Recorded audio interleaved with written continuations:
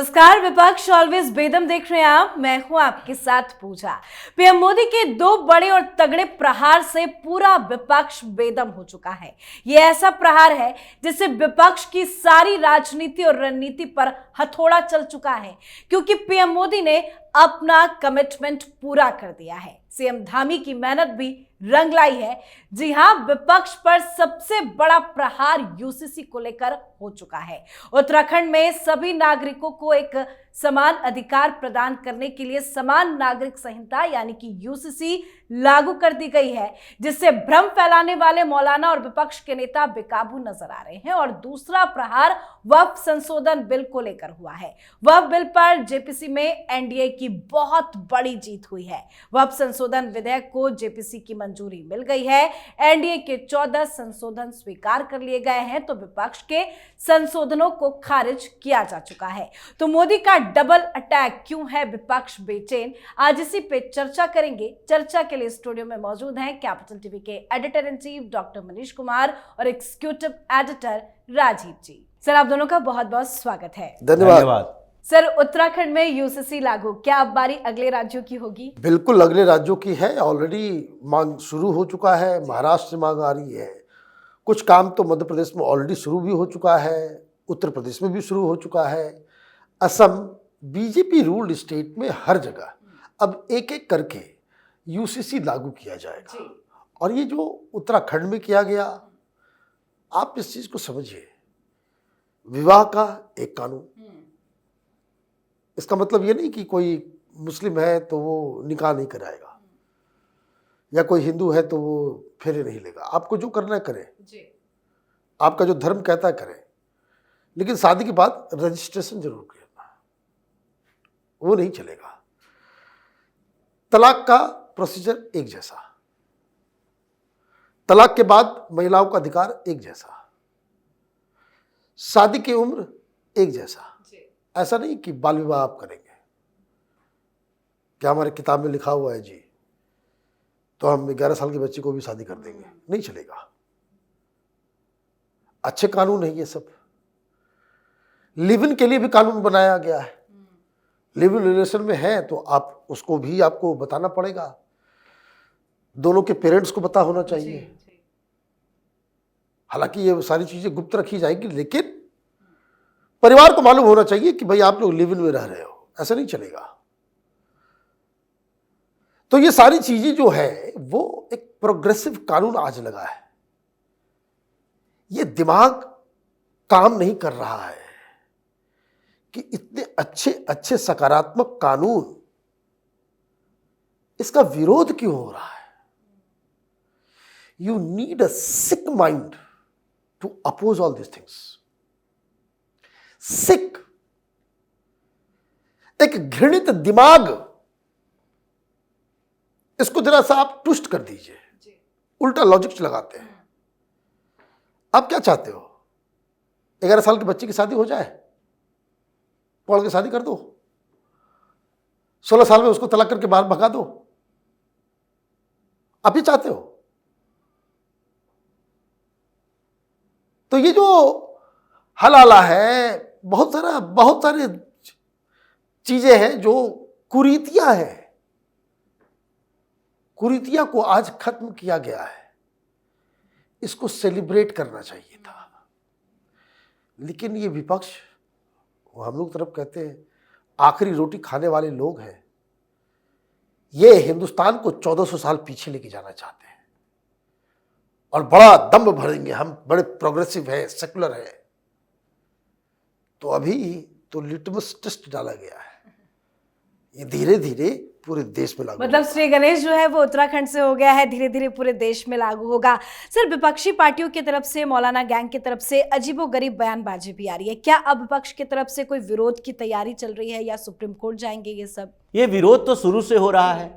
अगर इन लोगों के दिमाग में सही चीजें होती, अगर प्रोग्रेसिव माइंड होता, मुस्लिम तुष्टीकरण की राजनीति नहीं करनी होती, तो ये तो संविधान के स्थापना के साथ ही उसी समय से लागू हो गया होता। इसे राज्य के नीति निदेशक तत्व में क्यों रखा गया, डीपीएसपी में क्यों रखा गया?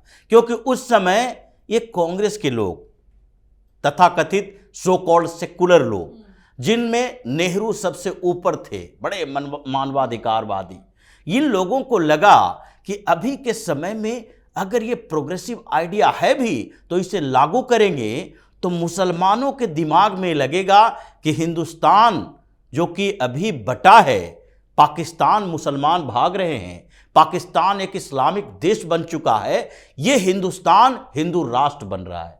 ये दिमाग में उन लोगों का यही था और ये संविधान सभा में कई बार चर्चा के दौरान इसका जिक्र किया गया कि सारे चाहते थे कि यूसीसी अभी लागू होना चाहिए। हिंदुस्तान जब सेकुलर स्टेट बना रहे हो तो यूसीसी लागू करो, पर्सनल लॉ नहीं होना चाहिए। और इसी के लिए बहुसंख्यक हिंदू ये सब सेक्रीफाइस करने के लिए तैयार, तो हिंदू कोड बिल लाया गया।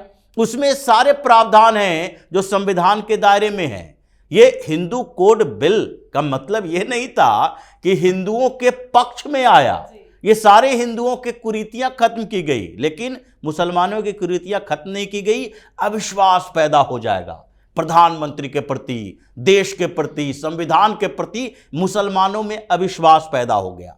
अगर अविश्वास पैदा होना होता और उस समय इनके दिमाग में कोई बड़ी कॉन्स्पिरेसी आगे के लिए नहीं होती, तो ये सारे जो बैठे हुए हैं, जिन लोगों ने पाकिस्तान की मांग की थी उत्तर प्रदेश में बैठकर, केरल में बैठकर, कर्नाटक में बैठकर, इन लोगों को पता नहीं था कि पाकिस्तान जो जिन्ना मांग कर रहा है उसमें कर्नाटक नहीं है, उसमें केरल नहीं है, उसमें उत्तर प्रदेश के वो क्षेत्र नहीं है, ये बॉर्डर स्टेट में है, सिंध, बलूचिस्तान, पंजाब के टुकड़े करेंगे, बांग्लादेश के टुकड़े करेंगे, ये तो पहले से तय था। लेकिन ये लोग पाकिस्तान की मांग कर रहा था, फिर भी यहीं रह गया और इसको विश्वास में लेने के लिए वहां भाग गए, लोगों को बुलाने के लिए यूसीसी लागू नहीं करेंगे। तो ये तो शुरुआती दौर से विरोध हो रहा है और उसके बाद जो तुष्टीकरण चला अब तक चल रहा है और इतने सालों के बाद भी पीएम के तौर पर मोदी जी ने शपथ लिया, उसके बाद भी भारतीय जनता पार्टी के नेतृत्व के अंदर भी उतनी हिम्मत नहीं आ पाई, उसके लिए लंबा समय लग गया। लेकिन अब शुरुआत हो चुकी है। ये लोग विरोध करेगा, हंगामा करेगा, प्रदर्शन करेगा, उससे कोई फर्क नहीं पड़ेगा, क्योंकि पहले ही संकेत पार्लियामेंट में भी दी जा चुकी है। ये अमित शाह ने कहा था सीधे तौर पर कि अगर आप शरिया कानून की बात करते हो तो सिर्फ ये दीवानी मुकदमों में, मतलब विरासत में, यानी कि वारिस कौन होगा उसमें, शादी में, विवाह में, इसी में सिर्फ मानोगे, या शरिया कानून क्रिमिनल लॉ में भी मानोगे? मान लो कि शरिया कानून ही लागू कर देते हैं मुसलमानों के लिए और उसके बाद कोई मुस्लिम लड़का किसी लड़की को देखकर सीटी बजाए तो उसके हाथ काट दो, कोई अगर महिलाओं के साथ बदतमीजी करे तो उसको पत्थर से मार मार कर उसकी हत्या कर दो, कोई अगर किसी के ऊपर राष्ट्रद्रोह का आरोप लगे उसको सूली पर चौराहे पर चढ़ा दो। शरिया कानून मान लो, लेकिन सिलेक्टिव परसेप्शन होगा। हम इसमें शरिया मानेंगे, इसमें आपके लिए फायदेमंद है तो हम आईपीसी की धाराएं मानेंगे, हम सीआरपीसी मानेंगे। भाई दोनों में मानो या किसी में ना मानो। तो इन लोगों ने जो अपने दिमाग में बिठा रखा है वो सुधार से समस्या नहीं है। ये समस्या किस बात से है कि हमारे मामले में हिंदुस्तान का पार्लियामेंट हस्तक्षेप न करे। हिंदुस्तान का पार्लियामेंट, ये अगर यही दूसरा देश इस्लामिक कंट्री है, कहीं भी ऐसी अवधारणाएं नहीं है, इनके खिलाफ नहीं है, उसके विरोध में नहीं जाएंगे। ऐसे प्रावधान पहले ही खत्म किए जा चुके हैं, सारी कुरीतियां खत्म की जा चुकी है। तो इन लोगों के जो दिमाग में है वो बाहर आएगा ही, लेकिन अब शुरुआत हो चुकी है, आगे बढ़ता हुआ उत्तर प्रदेश भी है 2027 में। इससे पहले बिहार में चर्चा शुरू हो गई है, हिंदू यात्रा, हिंदू रथ यात्रा। ये लोग परेशान इस बात से हैं कि धीरे धीरे पूरे हिंदुस्तान की राजनीति के केंद्र में रहे ये मुसलमान अब केंद्र से बाहर आ गए, सबसे अंतिम पायदान पे चल गए हैं। और अगर ऐसा ही होता रहा तो कुछ समय के बाद ये जो सो कॉल्ड सेकुलर पार्टियां हैं वो भी इसे नहीं घास डालेगी, पूछेगी भी नहीं, और ये बिल्कुल किनारे में बैठकर सिर्फ तमाशा देखेंगे, राजनीति में हस्तक्षेप नहीं कर पाएंगे। बिल्कुल, तो विपक्ष जितना भी चीखता चिल्लाता रहे, सर शुरुआत बहुत अच्छी हो गई है, लेकिन विपक्ष को एक और चीज से बड़ी दिक्कत है, वक्फ संशोधन बिल जिसको जेपीसी से मंजूरी मिल गई है। अब वहां क्या करेगा विपक्ष? देखिए, राजीव ने बिल्कुल सही कहा, ये माइंडसेट की बात है। हमने 1000 साल तक इस देश के ऊपर हुकूमत किया, हम इस देश के मालिक हैं। ये पार्लियामेंट कौन है? ये सुप्रीम कोर्ट कौन है जो शरिया के ऊपर फैसला सुनाए? ये माइंडसेट है। वक्फ बोर्ड में जेपीसी के तमाम जो एनडी की तरफ से सुझाव आए पास हो गए, और जो कुछ भी अपोजिशन की तरफ से आया वो रिजेक्ट हो गया। क्यों हो गया? क्योंकि उनके पास संख्या नहीं थी। बहुमत से ही पास होगा ना। बाहर आकर के रो रहा है ये कल्याण बनर्जी कि तुम्हारा डेमोक्रेसी का डिफिनेशन ये है कि हम गुंडागर्दी करेंगे, बॉटल मारेंगे, मारपीट करेंगे, गाली गलौज करेंगे, मिमिक्री करेंगे, खून बहाएंगे मीटिंग के अंदर। ये सब तो सड़क छाप गुंडे किस्म के लोग हैं जिनको जेपीसी में डाल दिया गया। कोई बता रहा है कि शरद पवार के लोग क्यों नहीं आए आज मीटिंग में? शरद पवार के लोग गायब हो गए। कहां पीड़ा हुई है इन लोगों को? पीड़ा वहां हुई, मैं सुन रहा था, कैसे लग रहा है कि वो श्राप दे रहा है। अरे कॉमेडियन, तुम लोगों की हैसियत तो वैसे ही खत्म हो गई है। वो कह रहा है कि देखिए नीतीश कुमार के लोगों ने वक्फ के समर्थन में वोट कर दिया। अच्छा, तुमको क्या लग रहा था है? कोई सस्ता नशा करते हो आप लोग? सरकार में जो लोग हैं वो साथ देंगे सरकार का या आपका? जी बिल्कुल। और नायडू ने भी समर्थन दे दिया। अब ये लोग जो है वो खत्म हो जाएंगे। अच्छा, तो वो लोग खत्म हो जाएंगे, तुम भविष्य में तभी बन गए। तो वक्फ बोर्ड के ऊपर भी दिक्कत क्या है? आपने मुस्लिम अपीजमेंट के चक्कर में, एक तो ये यूसीसी का मसला तो था ही, मतलब सिचुएशन देखिए क्या है।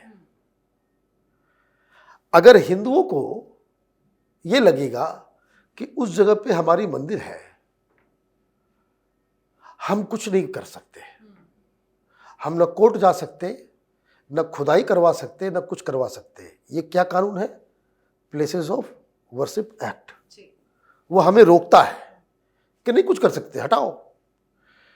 लेकिन ये वक्फ बोर्ड वाले इन मुसलमानों को ये अगर लग गया कि आपका घर है, वो वक्फ की प्रॉपर्टी है, तो वो आपको हड़प लेगा, आप उसको लेकर के फिर भी आप कोर्ट में नहीं जा सकते। मैंने कुल मिलाकर के हम बेवकूफ हैं हिंदू। मैंने हिंदुओं को क्या समझ लिया इन कांग्रेसियों ने और इन तथाकथित सेकुलर दलालों ने? इन लोगों की वोट मांगने की हिम्मत कहां से होती है? मैंने हिंदू को लगेगा कि भाई मंदिर है, हम कोर्ट नहीं जा सकते, और मुसलमानों को लग गया कि भाई तुम्हारा घर जो है वो एक वक्फ की प्रॉपर्टी है, वो मस्जिद थी, अपने प्रॉपर्टी के बचाव में भी हम कोर्ट नहीं जा सकते। यह है सेकुलरिज्म। इस सेकुलरिज्म को जो है ना सीधे सीधे हिंदुस्तान की जनता को रिजेक्ट करना चाहिए। बिल्कुल। तो विपक्ष जितना भी चीखता चिल्लाता रहे, सर रास्ता अब क्या साफ नजर आ रहा है? क्योंकि बजट सत्र की भी शुरुआत होने वाली है, जेपीसी से मंजूरी मिल गई है, बिल लागू हो जाएगा। देखिए, लागू तो होना है, क्योंकि इन लोगों ने अड़ंगा लगाने के लिए ही हंगामा शुरू किया था। लेकिन ये हुआ कि हंगामा से कोई फर्क नहीं पड़ा। इन लोगों ने कोशिश क्या की थी? अंतिम जो जेपीसी की मीटिंग चल रही थी, 24-25 को दो समय दिया गया था कि 2 दिन के अंदर आप लोगों को अपनी आपत्ति दर्ज करनी है। आपत्ति दर्ज करना मतलब संशोधन रखना। ये विपक्ष के तरफ से जितने संशोधन हैं, आपको लगता है कि ये संशोधन विधेयक के अंदर संशोधन होना चाहिए, वो सारे आप रखिए और एक एक संशोधन पर क्लाउज बाय क्लाउज चर्चा होगी। उसके बाद उस पर वोटिंग होगी। वो पारित होता है तो करवाओ, पारित नहीं होता है तो नहीं हो पाएगा। लेकिन इन लोगों ने सोचा संख्या तो हमारे पास है नहीं, तो अभी अगर इस पर चर्चा शुरू हो गई तो 2 दिन 1 दिन के अंदर खत्म, क्लोजर रिपोर्ट तैयार, फाइनल रिपोर्ट तैयार होगी और उसके बाद फिर ये पार्लियामेंट में पेश होगा बजट सत्र में। तो इसको पेश होने से ही रोको। जैसे वो जो प्रस्ताव पेश किया जा रहा था निशिकांत दुबे का, उसी प्रस्ताव के समय में इन लोगों ने हंगामा कर दिया कि प्रस्ताव अगर पेश नहीं होगा तो फिर पास कराने की बात कहां से आती है, तो सारे प्रस्ताव को ही रोक दो। हंगामा किया, लेकिन जगदंबिका पाल ने इस बार सोच लिया था कि नहीं, तुम्हारे हंगामों से रुकेगा नहीं, इसलिए 10 को सस्पेंड कर दिया। 3 लोग बैठे थे विपक्ष की तरफ से, इन 3 लोगों ने सुना और उसके बाद यह प्रस्ताव पारित होना शुरू हो गया। अब आगे इन लोगों को लगा नहीं, अब तो अंतिम हो गया है, अब कुछ नहीं किया जा सकता। अगर हम आपत्ति दर्ज नहीं कराए तो फिर ये पार्लियामेंट में पेश होगा तो कहा जाएगा विपक्ष के तरफ से तो कोई संशोधन प्रस्ताव ही नहीं था, तो वहां पर प्रस्ताव पर चर्चा क्या करेंगे। तो इसलिए जेपीसी में इन लोगों ने प्रस्ताव देना शुरू कर दिया। मतलब सरकार में जिस तरीके से ये जो वक्फ बोर्ड संशोधन विधेयक पेश हुआ था उसमें वक्फ बोर्ड के सारे एक्ट में ये 44 संशोधन दिए गए थे और उन सारे 44 संशोधन पर यह संशोधन कर रहा है। जो विपक्ष की तरफ से संशोधन प्रस्ताव दिए गए जेपीसी में वो 44 संशोधन प्रस्ताव थे। मतलब सरकार ने जितने संशोधन दिए थे सबको ये फिर से संशोधित करके पुराने वाले वक्फ बोर्ड कानून बनाना चाहते थे कि ये नहीं चलेगा। सारे 44 के 44 रिजेक्ट हो गए। तुम्हारे पास 13 सांसद, उनके पास 18 सांसद। तुम क्या चाह रहे हो कि नीतीश कुमार राजीव गांधी है? ये राजीव गांधी की स्थिति ये थी। शाहबानो प्रकरण में यही हुआ था। आंध्र प्रदेश से डर दिखाया गया, देखो आंध्र प्रदेश में चुनाव कांग्रेस हार गई। क्यों? क्योंकि आपने शाहबानो प्रकरण के बाद ये फैसला लिया और इसमें ऐसी स्थिति हो गई कि संविधान संशोधन करना पड़ा। मुसलमान नाराज हैं, अब हिंदू नाराज की बात करके कुछ डर दिखा के ये जो राम मंदिर का ताला खुलवाया गया था। नीतीश कुमार ने समझ लिया है कि अब आगे कुछ जितने दिन राजनीति करनी है, या नायडू ने समझ लिया है जितने दिन राजनीति करनी है वो अब ये मुस्लिम अपीजमेंट के साथ चल के राजनीति नहीं कर सकते। ये क्रिश्चियन और मुस्लिम अपीजमेंट करते करते जगन मोहन रेड्डी चला गया, साफ हो गया। नीतीश कुमार देख रहे हैं कि भाई लोकसभा चुनाव में क्या हो गया, ये मुसलमानों ने वोट देकर जितवाया। उन जगहों पर हम जीत दर्ज किए जहां लालू प्रसाद यादव के वो यादव लोग इतना ज्यादा थे। मधेपुरा के बारे में देखिए, ये बिहार में प्रचलित है कहावत कि रोम पोप का मधेपुरा गोप का। मतलब यादव ही जीत सकता है, लेकिन फिर भी यादव कौन, ये दिखा दिया वहां के यादवों ने कि जदयू भाजपा का यादव भी यादव है, लालू प्रसाद यादव का पूरे यादव कम्युनिटी के ऊपर वर्चस्व नहीं है। तो ये नीतीश कुमार भी आगे की तरफ देख रहे हैं कि देखो आगे तो हिंदुओं के इकट्ठे होने से ही हम लोगों को फायदा होगा। तो जो लोग यहां पर थे एनडीए के, वो शुरू से ही इस माइंडसेट के साथ थे कि वक्फ बोर्ड संशोधन विधेयक से मुसलमान थोड़े नाराज हो जाए उससे फर्क नहीं पड़ता, हम लोग अभी उसको कुछ समझाने की कोशिश कर लेंगे, लेकिन हिंदुओं को नहीं समझा पाएंगे अगर इसके समर्थन में नहीं आए। पूरी रिपोर्ट देखिए, ये फाइनल रिपोर्ट चल रहा है और विवादित भूमि धीरे धीरे संख्या बढ़ते बढ़ते 1.4 लाख, ये 76,000 प्रॉपर्टी डिस्प्यूटेड, अब 1.4 लाख प्रॉपर्टी डिस्प्यूटेड। मतलब स्टेट वर्सेस वक्फ बोर्ड, सेंटर वर्सेस वक्फ बोर्ड। और कुछ संगठन जिन लोगों ने अलग अलग राज्यों से डेलीगेशन के स्तर पर यहां पर आकर जेपीसी से मुलाकात की, कहा कि हमारे साथ ये घर पर कब्जा कर लेता है, गांव पर कब्जा कर लेता है, ये मंदिर पर चर्च पर कब्जा कर लेता है। तो ऐसी स्थिति में सारे डिस्प्यूट अभी तक हैं और आगे जो डिस्प्यूट होगा उसमें जो फैसले आएंगे, डर इन लोगों को यही है कि बड़ी दुकान बंद हो रही है मौलानाओं की, जो कि वक्फ के नाम पर सबसे बड़ा जमींदार बना हुआ था। जमींदारी उन्मूलन कानून तो आ गया, लेकिन इन लोगों की जमींदारी, 2 लोगों की जमींदारी, ये वक्फ बोर्ड की और दूसरा ये कांग्रेस की। अभी पूरी रिपोर्ट है सामने कि कांग्रेस हिंदुस्तान की सबसे बड़ा जमींदार पार्टी है। हर स्टेट में सैकड़ों हजारों एकड़ जमीन इसके पास है। ब्लॉक से लेकर ग्रामीण लेवल तक इसके दफ्तर के नाम पर जमीनें खरीदी है। और सोनिया गांधी ने तो लीगल टीम भी बना दी है विवेक टंका के नेतृत्व में कि सारी प्रॉपर्टी का डिटेल लाओ। पता नहीं ये बेच बाच के आगे क्या करने वाले हैं, लेकिन ये दोनों जमींदार जो है इसके जमींदारी का उन्मूलन जरूरी है, जिसके लिए एक पृष्ठभूमि तैयार हुई है। आगे इनके सारे प्रॉपर्टी जब्त होंगे। बहुत बहुत धन्यवाद सर आप दोनों का। धन्यवाद। तो यूसीसी और वक्फ संशोधन विधेयक जिस पर पीएम मोदी के वार से विपक्ष बेचैन है, यूसीसी लागू होने के बाद उत्तराखंड स्वतंत्र भारत के इतिहास में ऐसा करने वाला देश का पहला राज्य बन गया है। पर टेंशन विपक्ष की इससे ज्यादा इस बात को लेकर है कि उत्तराखंड के बाद उत्तर प्रदेश, गुजरात, मध्य प्रदेश, हरियाणा सरकारों ने भी यूसीसी को अपने राज्यों में लागू करने की दिशा में कदम बढ़ा दिया है। तो वहीं वक्फ संशोधन विधेयक को लेकर भी रास्ता साफ होता नजर आ रहा है। तो इस पर आपकी क्या कुछ राय है, कमेंट करके जरूर लिखिएगा। देखते रहिए कैपिटल टीवी। नमस्कार।